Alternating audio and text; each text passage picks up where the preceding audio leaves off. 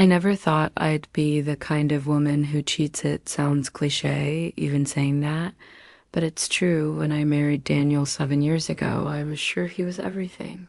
I wanted he was safe, kind, predictable, and so perfectly stable. I used to find that grounding, but somewhere along the way, stable started to feel like stagnant. Our intimacy became routine, and his kisses were more like habits than passions. I still loved him in that quiet, steady way you love an old house you've lived in forever, but I stopped feeling seen, and I craved being wanted, craved the rush, the butterflies, the fire, and then came Julian. He wasn't someone I sought out. It wasn't like I woke up one day and decided to risk everything for a stranger. It started so small, just polite conversation. He was a client at the gallery where I worked, younger than Daniel by maybe 5 years tall, with a kind of lazy confidence that didn't need to prove anything. He'd stand close enough for me to feel the heat of his body without ever touching me, his eyes always lingering a little longer than necessary, and that gaze made me feel like I was made of light, like I was art, not just the curator of it. One evening, we stayed late after a private viewing, and he offered me a glass of wine. I should have said no, but I didn't. We sat on the leather bench in the back room, surrounded by canvases and shadows, and when he brushed my hand reaching for the bottle, I didn't pull away. His fingers stayed there too long, and mine curled back a little too easily. He asked me how long I'd been married, and I laughed a little, sad, long enough to forget what flirting felt like, and he looked at me then in a way that made everything inside me tighten like a drawn bow. He said he couldn't believe someone like me would ever be forgotten, and his words went straight through my skin. It wasn't a kiss, not yet, but everything shifted after that. The next time he came in, it was different, more loaded, more electric. He asked if I wanted to grab a drink after work, and I hesitated just for a moment before saying yes. I told Daniel it was a work thing, which I hated, but it felt easier than explaining the truth. I wore a dress I hadn't worn in years, something low and black with a slit too. High for a quiet night out. I watched Julian's eyes when he saw me, and the way his tongue pressed against the inside of his cheek like he was holding back something primal. We drank too much too fast. The conversation was full of things I hadn't said in years, things about desire and risk and dreams I hadn't dared to speak out loud, and when we stumbled outside into the soft heat of the night, I knew I wasn't going home, not yet. He called a car and held the door open for me, and we sat close enough that our thighs touched, but still we didn't speak much. The silence was thick, swollen with the thing we were both about to do. His apartment was dark but warm, minimalist but lived in. He poured another drink, but neither of us touched it. I turned to say something, but his mouth was already on mine. His hands confident, like he'd memorized me in his mind before ever touching me. I wasn't thinking about Daniel then. I wasn't thinking at all. The way Julian's lips moved down my neck to the hollow of my collarbone, the way his hand slipped under my dress as if he'd done it 100 times before, it all made my breath catch and my pulse stutter. He made me feel dangerous, wanted, raw. He peeled the dress off my shoulders slowly, like he was unwrapping something rare, and I let him. I wanted to be unwrapped, devoured. Seeing his touch was both urgent and worshipful, and when he finally slid inside me, I gasped, not just from the sensation, but from the flood of emotion it brought. I felt alive completely for the first time in years. We didn't speak much after, but he pulled me close and stroked my hair until I fell asleep, like we'd done this 1,000 times, like he was some secret I'd always carried and now finally touched. I went home before dawn, slipped into the shower before Daniel woke up, and cried. Quietly, not from guilt, but from confusion, from the thrill that still echoed in my skin. I told myself it was a one-time thing, that I'd gotten it out of my system, but that was a lie, because I couldn't stop thinking about him, the way his fingers curved around my hips, the way he whispered my name like a secret confession. I started finding excuses, late meetings, gallery openings. I became the woman who smiled too much at her phone, who bought new lingerie and wore perfume to bed. And Daniel, he noticed in that passive way men notice things. Too late, he asked if I was okay, and I said yes. Because part of me really believed I wasn't falling out of love with him. I was just falling into something else, something reckless and thrilling and completely mine. It became a rhythm, a secret life layered beneath the surface of my marriage, like silk under wool, smooth, hidden, seductive, I'd see. Julian once, maybe twice a week, always under the pretense of something innocent, a late delivery at the gallery, a networking dinner, a friend from college visiting town. I was suddenly full of reasons to not be home, and I wore them like armor. Daniel didn't push, he trusted me, or maybe he just didn't. Want to see it? I started to notice the way he'd glance at me when I got home, his eyes soft but searching like he was looking for the version of me. He used to know, and I'd kiss him, gently brush his cheek with my thumb and smile, with just enough truth to convince us both. Meanwhile, with Julian, everything was heat. Our encounters were never the same. Sometimes rough, urgent, against the wall of his kitchen, sometimes slow, so slow that I thought I'd come apart just from the way he whispered things into my ear, his voice low, and knowing like he could read the ache. I tried so hard to keep buried. He liked to watch me, undress, not just peel off my clothes, but perform for him. Let my hair fall loose, trace fingers over my own skin, while he sat back and watched with that dark, hungry gaze. Once he tied my wrists with his silk tie and made me beg for it, not because he needed control, but because he liked. Hearing my voice break, he said I looked most beautiful. When I surrendered, and the terrifying thing was, I believed him. I started seeing myself through his eyes, a woman who wasn't just a wife or a curator or someone's forever, but a living, breathing fire. I began to move differently, walk with my shoulders, back my chin up my lips, painted with purpose. I'd look in the mirror and see someone I hadn't seen in years, someone wild and dangerous and full of want. We once met in the alley behind the gallery after hours. It was raining lightly, and the streetlights made everything glow gold. He pulled me into the shadows without a word and pressed me against the cold brick, kissing me like he'd been starved for days. His hand sliding under my skirt, finding me already wet and aching. I came with my head thrown back against the stone, biting his shoulder to keep from crying out, and afterward we just stood there, breathing in the steam of each other like animals, like lovers, like liars. I knew it couldn't last. I wasn't naive, but I also wasn't ready to stop. I kept telling myself I'd end it next week, next month, after the next time, but every time he touched me, I forgot my promises, forgot my name. Sometimes I'd lie next to Daniel in bed, and my body would still hum from Julian's hands, from the marks he left on my skin, and I'd feel a strange guilt, not for the betrayal, but for how little I wanted to regret it. One night, Daniel tried to initiate something between us, his hands tentative, unsure. And I flinched just slightly, but enough, and he pulled away, asked softly if I was still attracted to him. I looked into his eyes and hated myself for the pause before. I answered yes, because I used to be. I really did, but it was like trying to light a match underwater. I kissed him anyway, let him touch me, closed my eyes, and pretended I was somewhere else with someone else, but I think he felt it.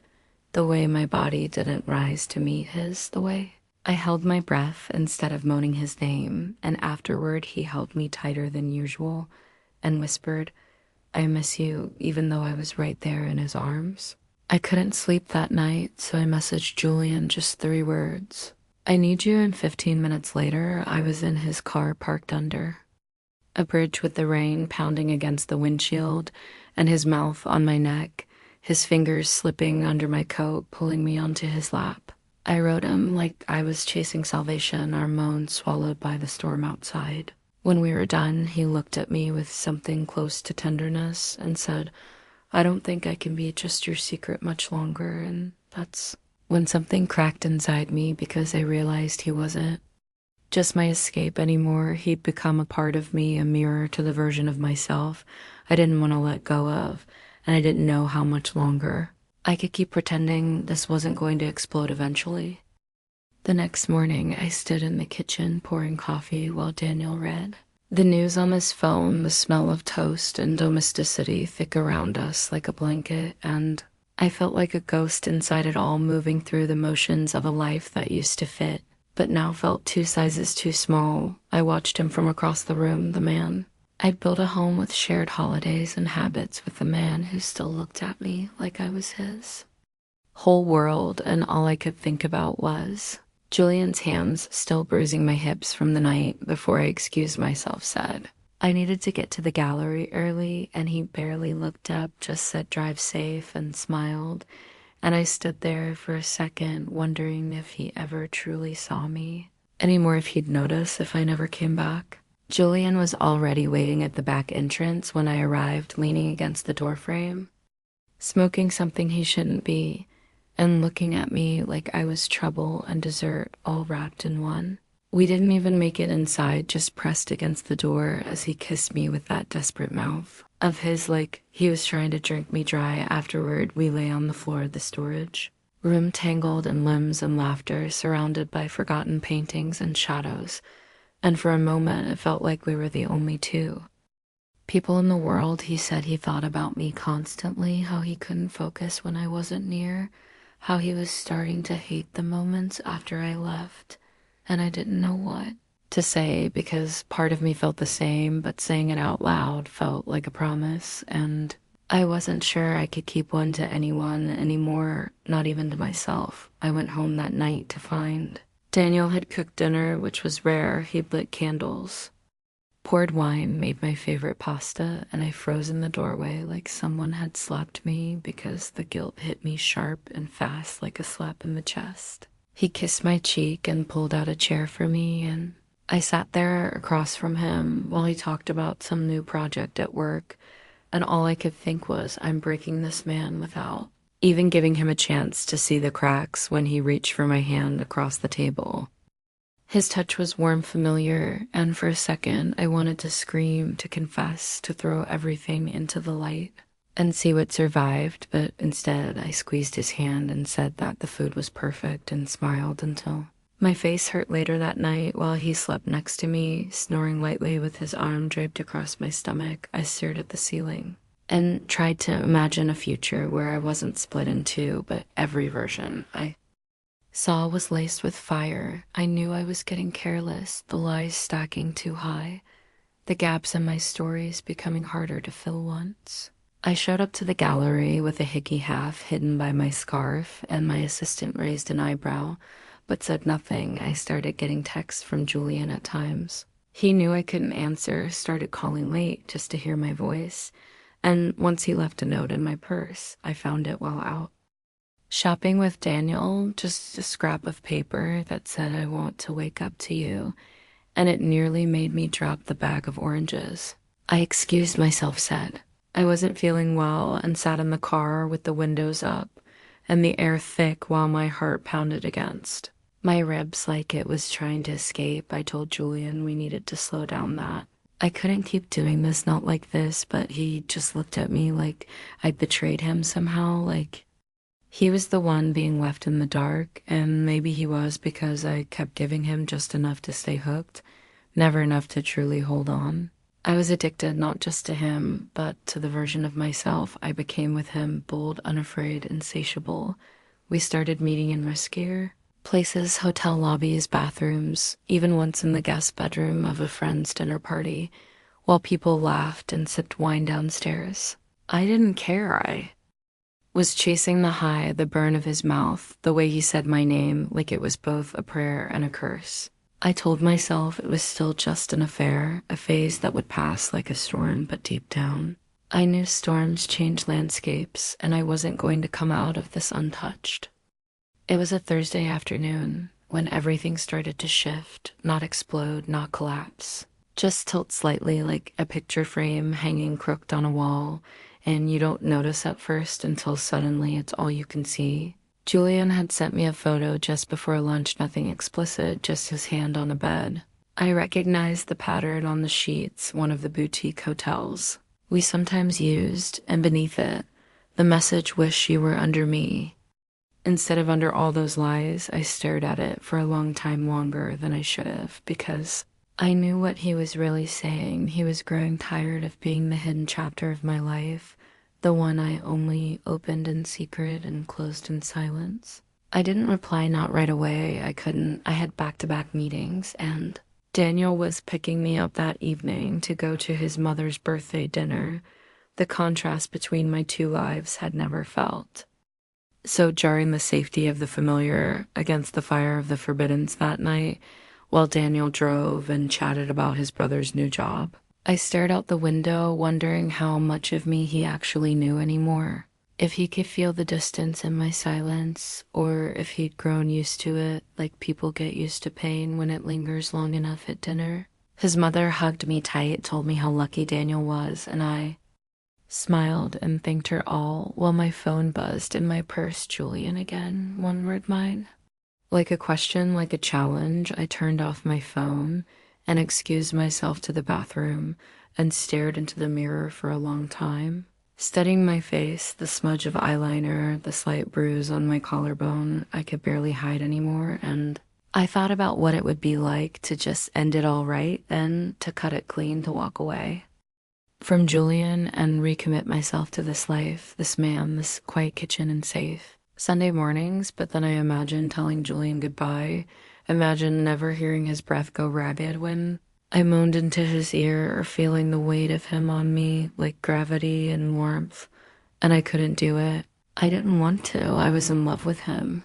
I realized it like a car crash, like something violent and irreversible, and the weight of that truth sat with me all through the dinner and the drive home, and even as Daniel curled around me in bed. I stared at the ceiling again, blinking slowly and wondering when the woman I used to be had vanished completely.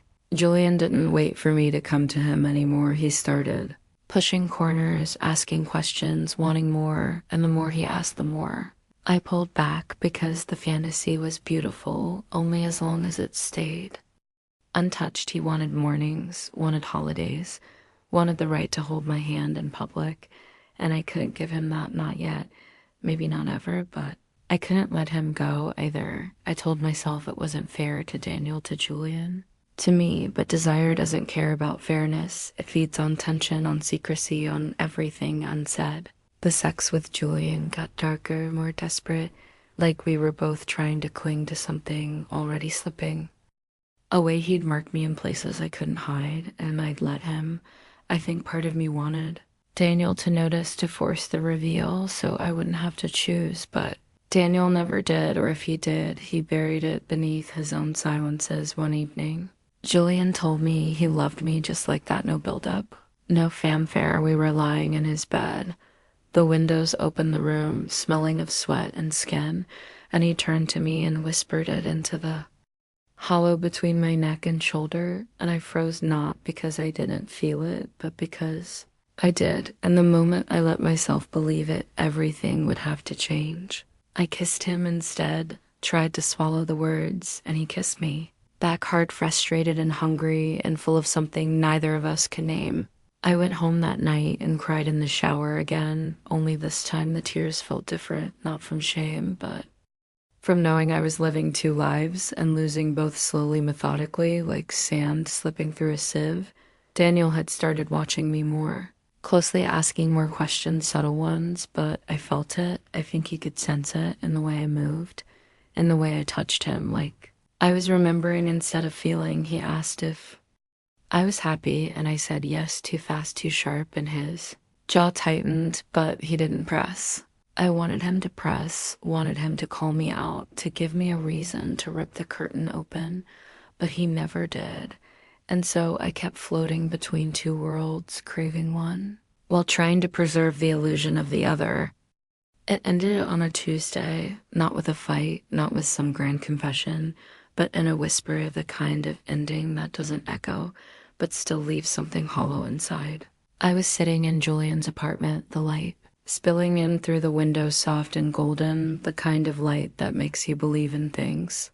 I was wearing his shirt, barefoot, curled on his couch, while he made coffee in the kitchen, and for a brief moment, it felt like a Life a real one, the kind with slow mornings and shared silences and his hand brushing mine as he passed the mug, but then he sat down across from me, looked at me like he was memorizing the shape of my face, and said, quietly, I can't do this anymore. I didn't ask what he meant.